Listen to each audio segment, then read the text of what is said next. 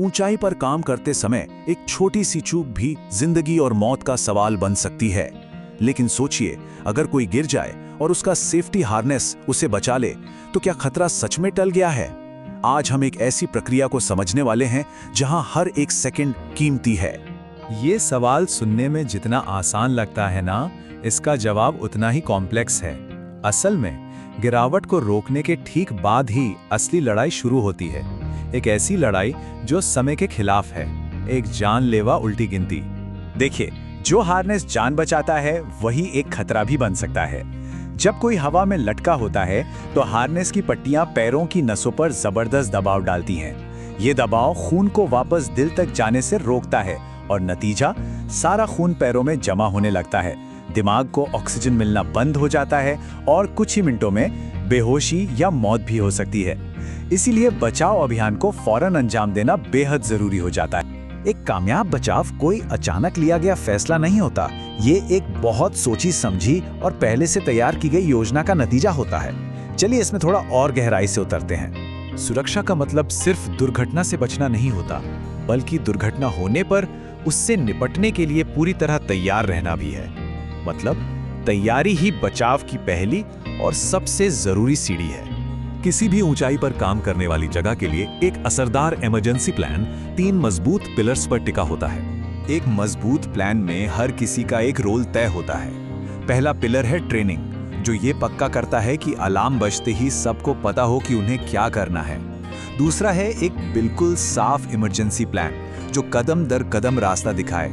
और तीसरा, पहले से तय बचाव के तरीके, जिनकी रेस्क्यू टीम बार बार प्रैक्टिस करती है ताकि वो हर हालात के लिए तैयार रहें। अब उस पल की बात करते हैं जब कोई घटना घटती है, जब सांसें थम जाती हैं। आइए देखते हैं कि उस वक्त की तत्काल प्रतिक्रिया कैसी दिखती है और उसे कैसे लागू किया जाता है। ये है पहले 5 सबसे जरूरी कदम। यहाँ पर स्पीड, साफ निर्देश और बातचीत सबसे ज्यादा मायने रखती है। सुपरवाइजर को तुरंत हालात को कंट्रोल करना होता है और मदद के लिए सही लोगों को बताना होता है। यहाँ हर सेकंड की गिनती हो रही है। इन अगले 5 कदमों का मकसद एक सुरक्षित बबल बनाना है, ताकि बचाव का काम बिना किसी रुकावट के चल सके। रेडियो साइलेंस ये पक्का करता है कि बचाव दल साफ साफ बात कर सके, क्योंकि ऐसे नाजुक मौके पर कोई गलतफहमी नहीं होनी चाहिए।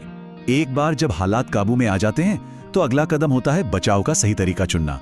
इसके लिए पहले से तय तरीकों की एक लिस्ट होती है, जिसे सुरक्षा का पदानुक्रम या हायरार्की ऑफ सेफ्टी कहते हैं। चलिए देखते हैं कि यह कैसे काम करता है। तो यहाँ 4 बचाव के ऑप्शन हैं, जिन्हें प्रायोरिटी के हिसाब से ए से डी तक रैंक किया गया है।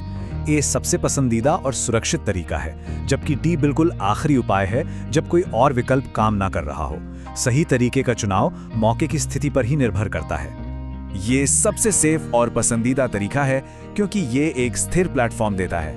इससे बचाव टीम को स्थिति पर बेहतर कंट्रोल मिलता है और वे गिरे हुए कर्मचारी तक सुरक्षित रूप से पहुंच सकते हैं। अब सीढ़ी से बचाव के लिए ज्यादा कोऑर्डिनेशन की जरूरत होती है। यहाँ सबसे जरूरी बात यह है कि बचाव करने वालों की अपनी सुरक्षा के लिए अलग लाइफलाइन होनी चाहिए।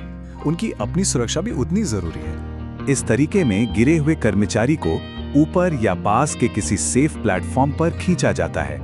इसमें बचाव टीम के पास अपनी फॉल प्रोटेक्शन और काफी शारीरिक शक्ति होना बहुत जरूरी है। ये सबसे मुश्किल और खतरनाक तरीका है। इसका इस्तेमाल सिर्फ तभी किया जाता है जब कोई और चारा ना बचा हो। इसके लिए एक खास तरह की इंजीनियर्ड बास्केट और एक बहुत ही ज्यादा ट्रेन्ड टीम की जरूरत होती है। ये नियम साफ दिखाते हैं कि बास्केट से बचाव करना कितना ज्यादा जोखिम भरा है। इनमें से किसी भी नियम को नजरअंदाज नहीं किया जा सकता, क्योंकि यहाँ गलती की कोई गुंजाइश नहीं होती। कर्मचारी को सुरक्षित निकाल लेना ही काफी नहीं है। अब एक बहुत ही जरूरी दौर शुरू होता है, घटना से सीखना, ताकि ये दोबारा कभी ना हो। ये सिर्फ कागजी कार्रवाई नहीं है, ये सेफ्टी के पूरे चक्र का एक बहुत अहम हिस्सा है। घटना की जड़ तक पहुंचना ही भविष्य में कई जानें बचा सकता है। ये सभी कदम ये पक्का करने के लिए उठाए जाते हैं कि कानूनी तौर पर सब कुछ सही हो और भविष्य के लिए सुरक्षा प्रोटोकॉल को और भी मजबूत बनाया जा सके। हर घटना एक सीखने का मौका होती है, और यही सबसे जरूरी सवाल है। एक कामयाब बचाव सिर्फ एक घटना का अंत नहीं है, बल्कि ये एक बेहतर और सुरक्षित भविष्य की शुरुआत है। ये लगातार सुधार और सतर्कता की एक कभी न खत्म होने वाली प्रक्रिया है। है।